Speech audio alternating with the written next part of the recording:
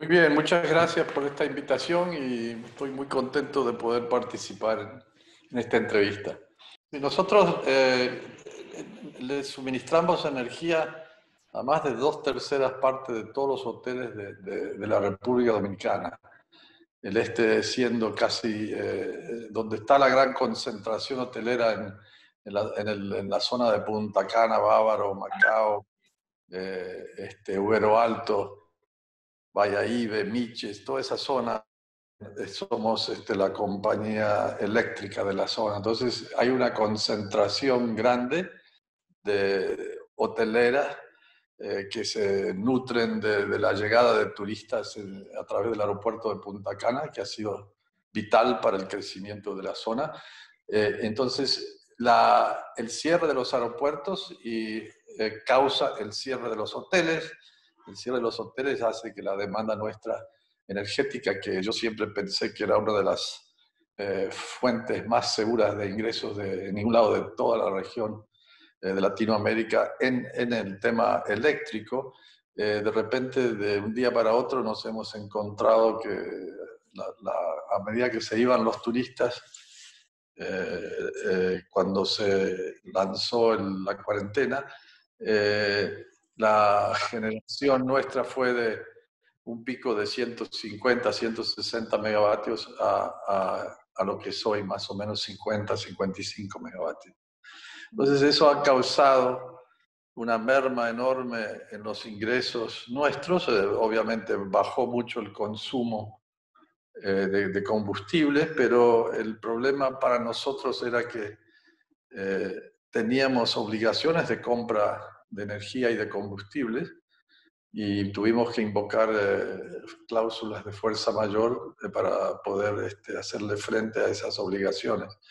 Y eso, sin duda, lo veíamos como un tema pasajero, que creo que así va a ser, porque lo que empezó a principios o mediados de marzo, cuando se desata la ola de contagio y la cuarentena que se establece en el país, cuando vimos eso dijimos, bueno, esto va a durar quizá un par de meses, dentro de un mes más o menos, el país reabre sus aeropuertos y el turismo empezará a fluir de vuelta. Y eso, a la velocidad que va a venir, no sabemos, va a depender de varias cosas, cómo está la situación en los países que son los que mandan turistas, y después las líneas aéreas, cuántos vuelos habrá, la promoción que se le haga al país, que es muy importante que se haga bien y se dé un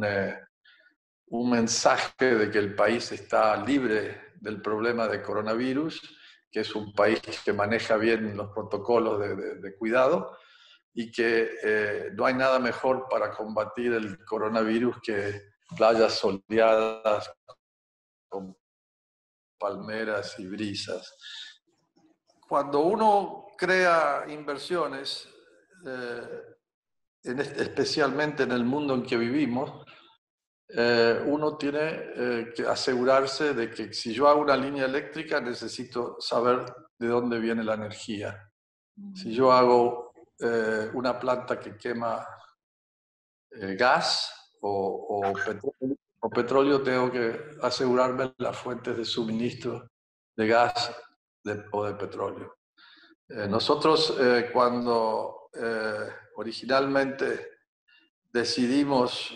optamos por la idea de hacer una planta eléctrica y conectarla a nuestra red de suministro en la distribuidora del este, hicimos una línea de transmisión de 140 kilómetros, nos costó más de 40 millones de dólares en esa época, y la idea era de que la planta que nos iba a suplir una gran parte de nuestra energía estuviera cerca de los suministros de combustible, porque estaba en un puerto, la barcaza Sultana del Este estaba en el puerto de San Pedro de Macorís.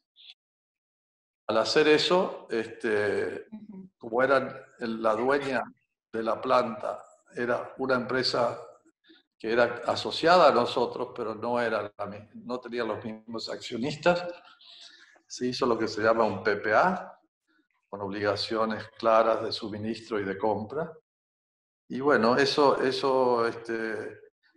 fue una obligación que asumimos las dos partes.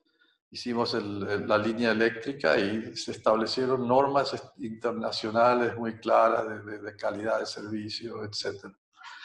Lo mismo pasó más tarde cuando cambiamos o adicionamos más generación y construimos una planta de 80 megavatios en dos diferentes tecnologías, pero a gas.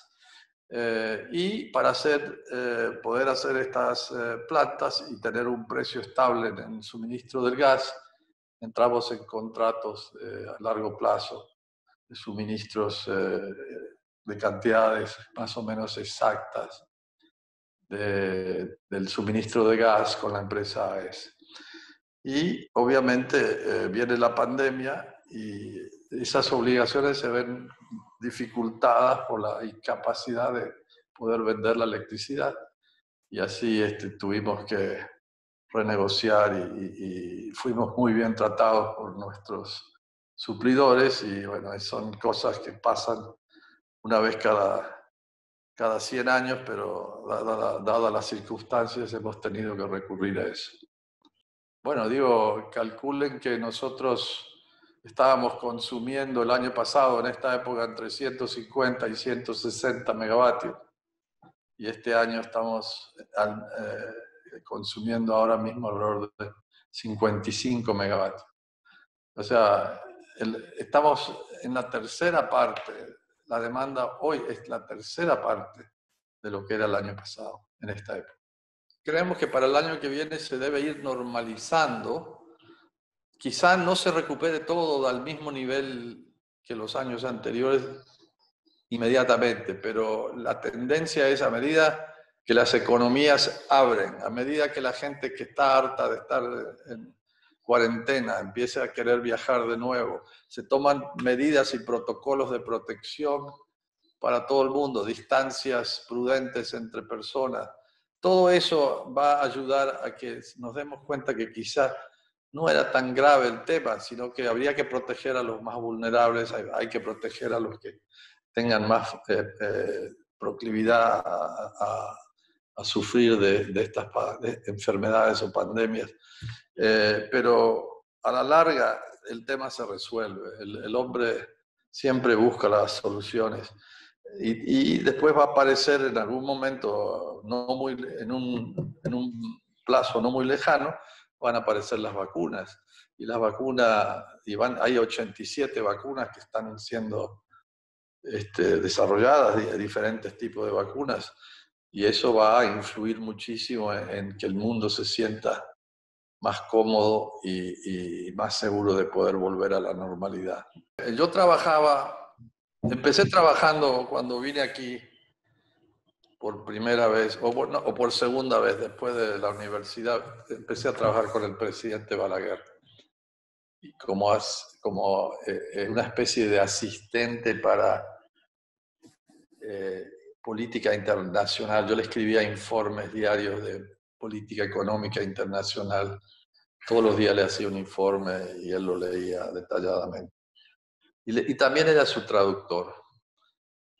Y pasan los años y un día él me pide que lo ayude con un tema delicado que era un señor que venía a hacer un trabajo de inteligencia, fuerzas armadas, estudio de la Fuerza Aérea, de la Marina de Guerra. Era un almirante americano retirado que era muy amigo de Charles Bluhdorn, que era el chairman de Gulf and Western. Y bueno, ese señor, él le escribe el informe, yo lo llevo por todo el país. Balaguer me había pedido que me quedara al lado de él. Lo llevo por todo el país, yo tenía 25, 26 años, y él me lleva a conocer a Charles Bluhdorn. Y Charles Bluhdorn me conoce y aparentemente le caí muy bien y me ofrece un empleo y me lleva a vivir a New York. Me contrata como su asistente para América Latina. Y de ahí empiezo una carrera en Gulf and Western que dura 10 años hasta que se muere mi jefe. Y yo voy ascendiendo en el escalafón jerárquico de la compañía y llego a ocupar eventualmente mi último cargo, era vicepresidente de la casa matriz a cargo del área internacional. Y él se muere. Cuando él se muere, mi vida en esa compañía se vuelve muy complicada y muy difícil y me voy. Y en ese momento, con unos inversionistas, compramos una propiedad que era de Gulf and Western, que era el campo más grande agrícola de Paraguay y era el campo de soja más grande, segundo más grande del mundo. En realidad teníamos 54.000 hectáreas, de las cuales 36.000 estaban en el cultivo de la soja. Soja, como no sé cómo lo dicen aquí. Lo que pasó fue que fuimos creando una serie de empresas locales y después vendimos algunas a unos socios que teníamos, le compramos acciones a otros socios que teníamos y bueno, el grupo se conforma, en el 2011 se crea la firma InterEnergy y InterEnergy empieza a crecer y yo pensé, bueno, no es bueno que yo crezca solamente en República Dominicana porque es bueno tener diversificación geográfica si algún día quiero ir a la bolsa o quiero atraer socios fuera de República Dominicana. Y empezamos a expandir la compañía, nos fuimos primero a Jamaica y a Panamá. En Panamá en el 2014 decidimos, primero yo participaba en la Fundación Clinton y en lo que se llamaba el Clinton Global Initiative, porque soy muy amigo del presidente Clinton. Y ahí hicimos un compromiso, porque lo que hacía el Clinton Global Initiative, o personas se comprometieran a hacer cosas que pudieran tener un impacto en el mundo. Y en la primera sesión del Clinton Global Initiative, en el año 2011, nos comprometimos a hacer inversiones en el sector renovables. Entonces yo ya había empezado hace muchos años con la idea de instalar en la República Dominicana molinos eólicos, molinos de viento. Y en un momento dado traigo al país unos 10 megavatios de molinos de viento para poder instalarlos en una zona que ya habíamos conseguido toda la permisología, en el este, en la zona de Cabo Engaño, el punto más oriental de la República Dominicana, donde sopla viento casi todo el día. Y los molinos llegan al país y se nos prohíbe instalarlos después que teníamos todos los permisos, por una objeción del Ministerio de Turismo, de la Secretaría de Turismo. Entonces, esos molinos estuvieron estacionados pagando más de $20.000 por mes en el puerto de Caucedo. Si usted volaba en un helicóptero, como hacía yo casi todos los días para ir a la capital, pasaba por encima de estos molinos que estaban acostados en el muelle del puerto de Caucedo. Y me causaban enorme dolor porque me decían que no podía instalar los molinos porque la Secretaría de Turismo los consideraba muy feos y que iban en una zona que nadie iba a ver de todos modos porque quedaba en la punta más oriental, donde no había ningún hotel cerca porque es demasiado ventoso ahí. Y bueno, resultó que después de 5 o 6 años que estuvieron ahí, nos permitieron llevarlos a la zona de Juancho, cerca de Barahona, pasando Barahona, Juancho, Oviedo, esa zona. Y bueno, y ahí se instalaron, ahí están todavía generando, y fue el comienzo del proceso eléctrico del país. Entonces, eso se inauguró en el 2011. En el 2011 nos comprometimos a seguir haciendo desarrollo renovable en el Clinton Global Initiative, y en el 2013, diciembre de 2013, en una reunión en Miami, no, perdón, en Río de Janeiro, nos comprometimos a hacer un desarrollo eólico en Panamá, en una conferencia de la Clinton Global Initiative que se hizo en Río de Janeiro. Y bueno, desde ahí el compromiso que hicimos lo cumplimos, de 215 megavatios, el más grande de Centroamérica y el Caribe. Y en ese momento ya había entrado como accionista nuestro el Banco Mundial a través de la Corporación Financiera Internacional, y teníamos de socio también a Portland Private Equity, que era un fondo canadiense de inversión para el Caribe.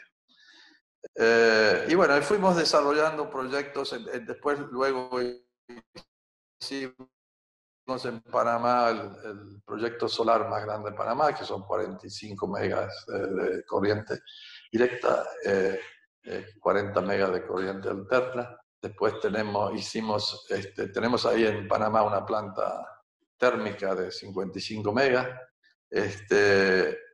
Luego nos fuimos a Chile, donde compramos un parque eólico en el sur de Chile llamado Raqui Huachache, de 15 megavatios, y luego compramos una instalación de parques solares de 45 megas, llamada, de una firma llamada Greenergy. Y ahora estamos negociando la compra de un parque eólico de 50 megas en Uruguay. Estamos negociando para unas inversiones eólicas en República Dominicana. Y el objetivo que tenemos ahora es hacer energías limpias. Y por energías limpias me refiero a renovables o energías donde el combustible es limpio, como gas natural. Y para esos fines, después de 12 años, conseguimos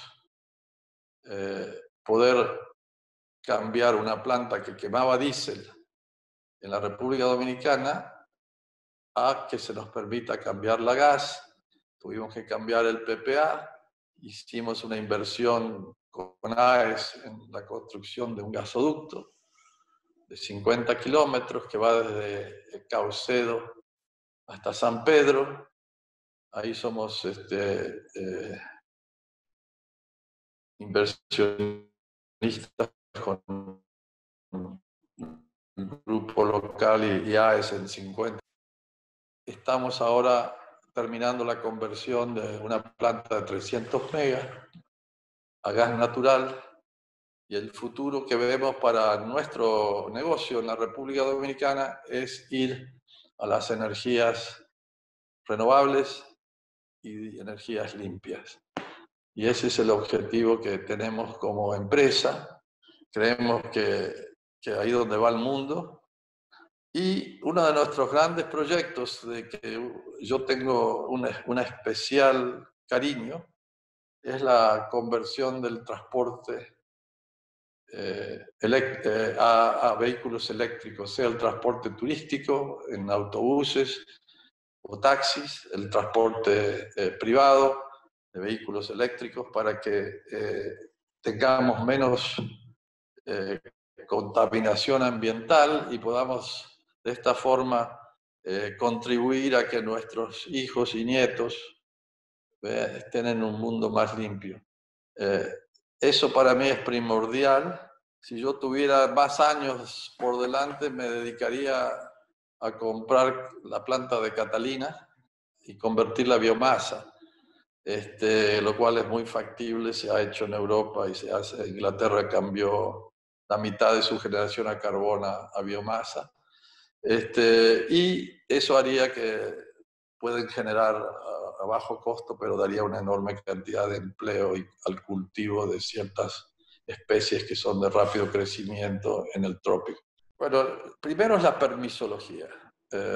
Hay que conseguir los permisos, hay que hacer las mediciones, hay que conseguir las interconexiones de la planta con el sistema, hay que ver el precio de venta, porque el precio de venta tiene que ser atractivo para el que te compra la energía y tiene que ser atractivo para el que te presta el dinero y para el que invierte su dinero. Entonces, es tratar de conjurar todo ese tipo de cosas se hace difícil. Pero hay especialistas, empresas que desarrollan proyectos. Nosotros ya tenemos en nuestra compañía una cantidad de expertos en energías renovables. Especialmente tenemos una señora española que vive en Panamá, que es nuestra jefa de renovables, que es enormemente calificada para hacer todo el proceso de desarrollo que requiere un proyecto de este tipo. Entonces, nuestra idea es llegar a los 1.500 megavatios de energía renovable. Para fin de este año tendremos más de 400. El coronavirus nos creó un problema serio porque estábamos en el proceso de un levantamiento de capital que se iba a dedicar principalmente a energías limpias. Estábamos en el proceso de hacer eso con un fondo muy grande de inversión de los Estados Unidos y estábamos a semanas de cerrar la operación y vino el coronavirus que afectó la valorización del activo más importante que tenemos, que es el proyecto, la compañía CPEM, que es la que suple al sector turístico. Eso nos demoró, no creo que nos haya destruido el proceso, pero obviamente al no poder darle un valor correcto ni aceptable para el que compra o para el que recibe la inversión, o para el que invierte, mejor dicho, decidimos posponer esa decisión. No conlleve una destrucción de la demanda del negocio. Eso puede tardar, yo diría, para poder volver a interesar 6 meses a un año. Puede ser, tan pronto se empieza a ver la recuperación, me imagino que ellos volverán a tener interés. Yo por mi parte creo que va a haber una recuperación, va a ser una recuperación que va a requerir de mucho esfuerzo, pero la recuperación va a existir. Nadie va a abandonar los 20.000 millones de dólares en infraestructura hotelera y aeroportuaria y de rutas, etcétera, que hay en la zona este de la República Dominicana. Partes de nuestra capacidad van a ser energía limpia o low carbon, bajos en carbono. Entonces, para llegar a las cifras más grandes, nosotros necesitábamos levantar capital, no deuda, capital. Con el capital se levanta deuda. Entonces el apalancamiento permite hacer inversiones cuantiosas. Un parque eólico está costando alrededor de hoy día $1.100, depende de la ubicación, $1.100 el kilovatio, lo que quiere decir que un parque de 100 megavatios cuesta $100 millones. Eso normalmente se puede financiar 30-70 o 35-65. Entonces, si uno levanta $1.000 millones, puede hacer muchos parques solares, puede comprar muchas empresas.